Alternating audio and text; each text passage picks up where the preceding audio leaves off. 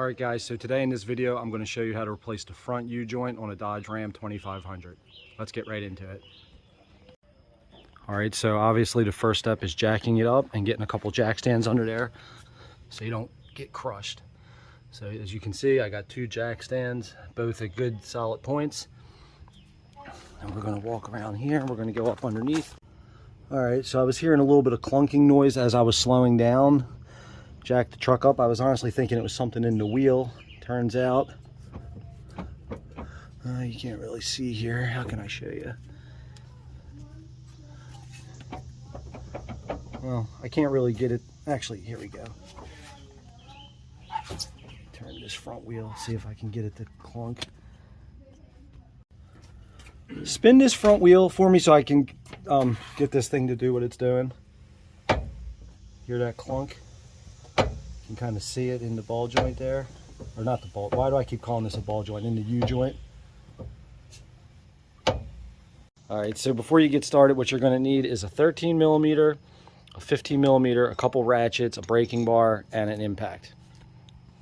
So the first step is going to be removing this skid plate here so you can get to the bolts for the back of the drive shaft. I'm going to go ahead and remove that. So at some point in time, somebody undercoated this truck, which kind of makes for a pain in the butt because none of the sockets really fit. Like this one's supposed to be a 13 millimeter, but it has so much undercoating on it, the 13 millimeter barely fits, but should be okay.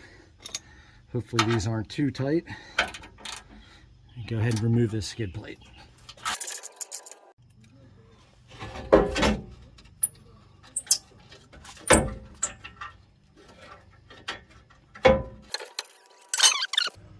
Okay, so now with that skid plate out of the way, I can get up here and get these bolts out.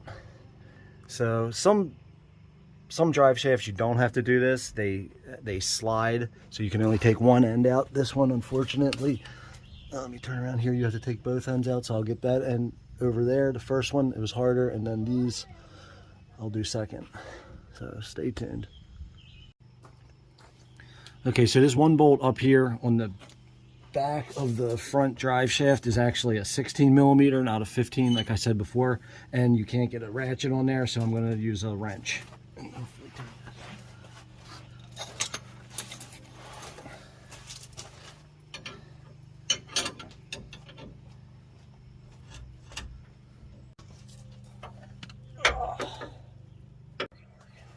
Worked for a minute. Well, how is he one not?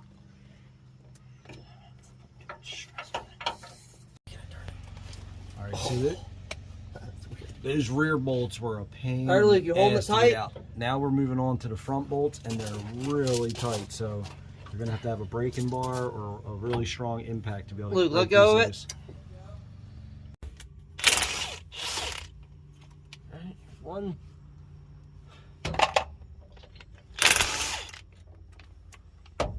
I might need something better than this wrench to do this with. You hit your own finger? Yep. Guillotined it. Alright, I'm just gonna need a mallet. It looks like it came loose. No? Luke, you can get out. Grab a hammer.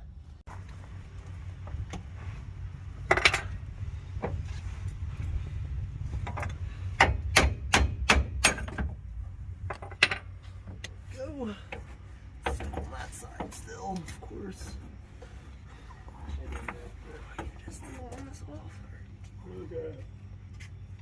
Does this have a yoke? This end, but we'll see. I got it. Yeah, you got that end?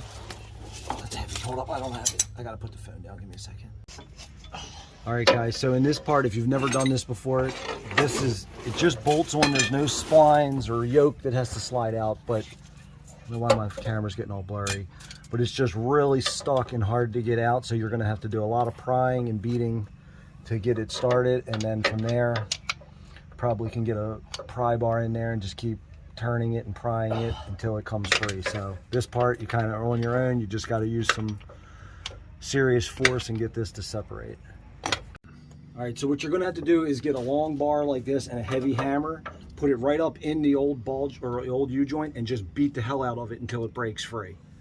There's no, I don't know of any other way to do it. All right, now it should be ready to come out. Alright. I got it. Got it? Yep. And that's it. Alright, Luke, you're good.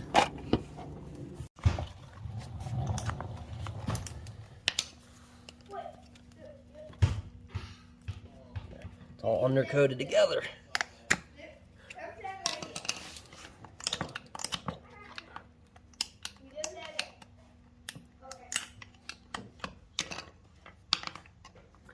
Make some actual pliers.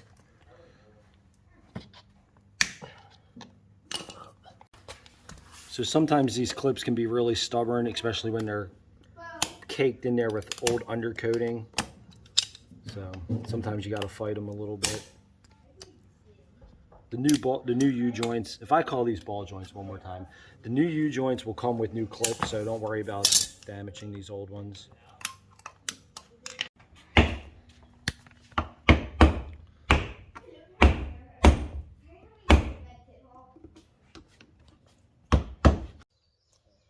Alright, so for getting the old ball joint out, I don't know if this is the proper way to do it. I don't know if other people do it this way, but in the past I've done it like this and it works. I'm just going to cut the old ball joint and cut a piece off, and then it makes it a lot easier to beat it out. So here we go.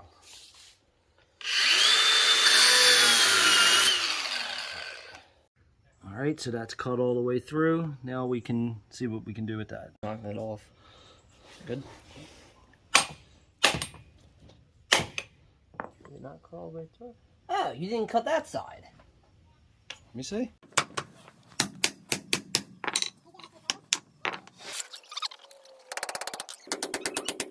Just Yeah, go ahead. Alrighty. It's a lot easier to just punch this out that way now. Yep. That was really in there.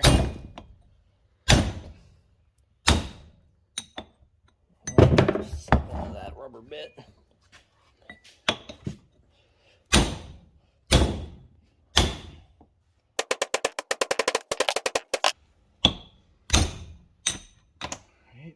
Good job. It's easier if you knock it out the other way, I think. Really? Because it's technically supposed to come out that way. You know? It's on the rubber that way.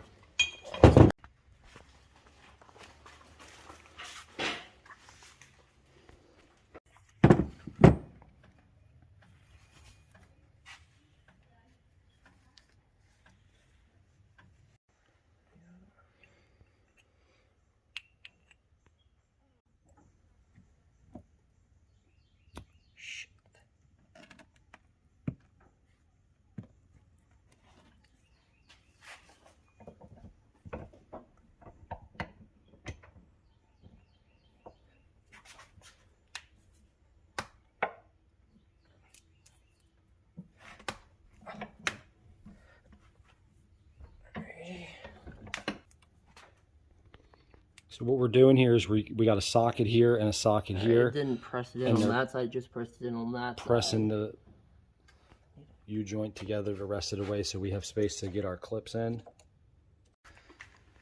All right, so what you're going to want to do is this space here, let me try to see it, and then turn it over this way. And this space here on the other side have to be even so you can fit these clips in like this. Sometimes it's really hard to get the spaces even, so what we did was put 2 sockets in each side and pressed them, and then we took one socket out and just adjusted it till it was just right and centered. So that's just a little pro tip, if you will, to make it a little easier for you. Okay, so everything's pressed together. Now, everything's pressed together. Now you have to put your new clips on. You don't want to bend them too much. I have to press it in a little bit more. Yeah. That ain't going in. Should. Let's see this. Put it on the other side so it doesn't come out the wrong way.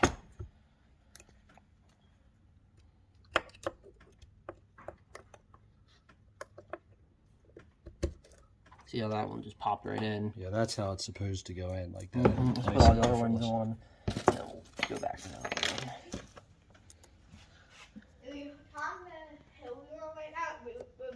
You know how I know that? I just picked that at Waterloo and shit. Well, a little bit. All right, so everything's back together. I kind of feel like a dumbass for not replacing both of these while I got it apart, but I really don't feel like doing all that extra work, and they feel nice and tight. I'm going to grease this one up because it has a grease fitting, and we're just going to roll with it. But down here, got the new one in, and I'm about to climb under here and bolt this thing back up, and I'll be good to go, back on the road. All right, on this here, on all these bolts here, you definitely want to use Loctite, so don't forget that. Hello, can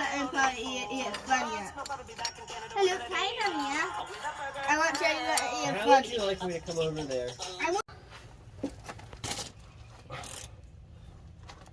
All right, Luke, let go.